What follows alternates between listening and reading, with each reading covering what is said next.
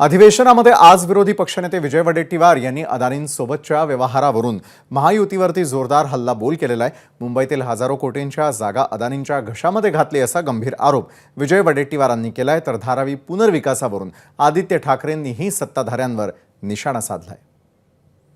दुग्ध विकास विभागाची जवळपास 8.5 हेक्टर जागा अध्यक्ष महोदय, ही जागा अदानीच्या घशात घातली। अध्यक्ष महोदय, या जागेची किंमत 20,000 कोटी रुपये आहे। 25% केवळ त्याच्यामध्ये सवलतीच्या दरानं रेडी रेकनरच्या कोण लागलाय? हा कोणाचा पोशिंदा आहे?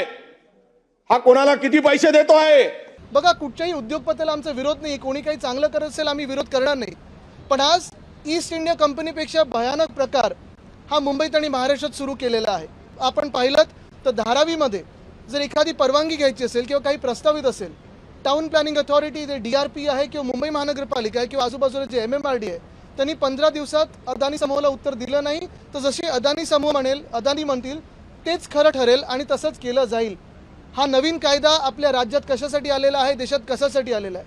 काय नक्की आपण पुनर्विकास करतोय का? चंद्राचा आपण काही वेगळं काही करतोय का? मग नक्की हा विकास कोणाचा होतोय? हा विकास अदानी समूहाचा होतोय की हा विकास धारावीचा होतोय? हे आपण लक्षात घेणं गरजेचं आहे। आणि म्हणून आमची मागणी हीच आहे की GR रद्द करावे आणि मुंबईच्या हिताचे GR आणावे। ABP माझा, उघडा डोळे बघा नीट।